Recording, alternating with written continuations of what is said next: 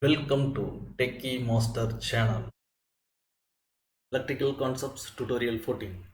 How the inductors are classified and where we use them.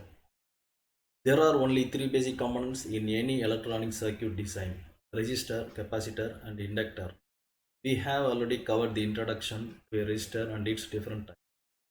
So below description you can find that link for video. In this tutorial we are going to know about different types of inductors and where we use them. Means different applications. So first of all, what is an inductor? So inductors are often referred to as AC resistance. The main characteristics of an inductor is its ability to resist changes in current and store energy in the form of a magnetic field. So this concept we discussed in our previous video. I will provide you that link also in the description. You can get a check on that video. So the standard unit of inductance is Henry. So types of inductors, depending on the application, there are many types of inductors. They come in various form factors. There are high frequency inductors, low frequency power line inductors, and some specially designed inductors for decoupling and filter applications. So before we are going to discuss this detail, you want me to teach you more about electrical and electronics topics in detail, and you want me to make more of this kind of video, make sure the comment below and don't forget to subscribe. Also hit the bell icon and ensure that you turn on the notification for all. I upload the video weekly once or twice in a week. Okay, let's get into the topic.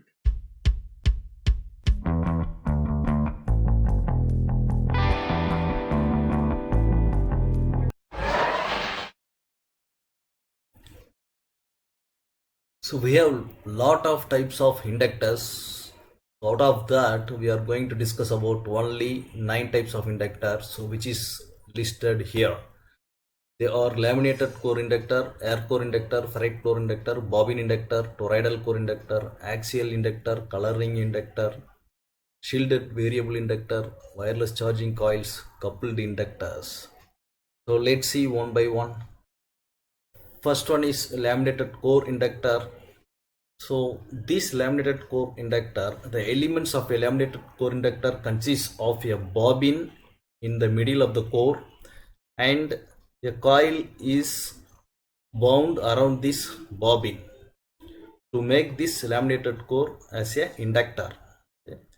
So this core is made up of E and I plate.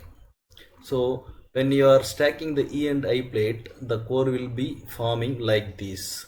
So the core is surrounding the coil. So these E and I plates, I mean the core is made up of high silicon steel, so which has the high permeability. So high permeability means it allows the magnetism inside with less resistance. Okay, so that is a characteristics of the magnetic material. So why this is having high permeability? So then we can reduce the hysteresis loss and eddy current loss. So these laws are commonly occurring in the magnetic material. Okay, so where do we use this type of inductor? Yeah, we use in most of the electrical vehicles. Nowadays electrical vehicles have become very much famous, and then line and noise filter, then filter chokes. And the specification of this inductor is up to, it can be used up to 100 millihenry, and direct current supporting up to 200 amps. This is all about laminated core inductor. So next one is air core inductors.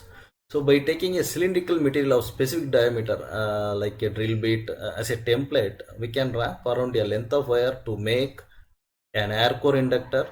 Further, the inductance can be stabilized by dipping the inductor in varnish or securing it by wax. So the core material is air, so it has low permeability, hence lower inductance. So it can be used for high frequency applications. So the applications, it is used in constructing RF tuning coils and air core inductor used in filter circuits and high frequency application, as I told, and including TV and radio receivers also. The specification of this one is it has tolerance up to plus or minus 2%. So the inductance value is 0.85 millihenry and the wire size is 18 AWG. DC resistance of this coil is 0.44 ohms and it can handle up to 30 watts of RMS power. So let's move to next one. So this one is ferrite core inductors. So this is one important inductor which is used in most of the applications. And how we are doing this ferrite core inductor? So okay, so we'll have the ferrite core inside. Use this cylindrical rod and we are winding the coil around this ferrite cores. So this ferrite core is a different material. So this material is made by mixing iron oxides and in combination with other metal oxides like manganese, zinc or magnesium, and treated at the temperature of 1000 degrees Celsius, then it will result a material with very interesting magnetic properties called ferrite. So ferrite core inductors have high permeability, high electrical resistivity and low eddy current losses. So that's why we are using these ferrite core inductors. And this is also suitable for high frequency applications and switching circuits and pi filters. So pi filter, it is mostly used in communication systems for signal noise filtering. And the specification of this one is it's suitable for greater than or equal to 150 kilohertz range. It means it is used in most of the times in communication engineering field, like transmitting, receiving, and it can operate from minus 25 degrees Celsius to plus 120 degrees Celsius. It has a wide range of temperature support. Okay, so next one is bobbin type inductors. Okay, so we can wind a length of wire in a specially made cylindrical bobbin. Okay, and the core material here is also ferrite. So the property is similar to the ferrite core inductors. So the small size makes them suitable for power adapter like applications. So it's very small in size. Okay. So like SMPS circuit and input output filter, pi filter, and the specifications are primary inductance standard plus or minus 10%. It has variants and available in vertical types. This is actually vertical type. The electric strength between coil and core is 0.5 kilovolt. So this is the specification of this bobbin inductor. Okay, so let's move into next one. These are toroidal core inductors. So this is also one of the important inductor like ferrite core inductor. It is used in most of the places. So a length of wire is wrapped around a donut shaped core is commonly known as a toroidal core inductor. The core material is ferrite, so the magnetic properties resemble to ferrite core inductor. This type of core can contain a magnetic field very well because of its closed loop nature, thus improving the size of the inductance. Due to the high magnetic field and high inductance value with fewer windings, the impedance is very low and the efficiency is higher here in toroidal core inductor.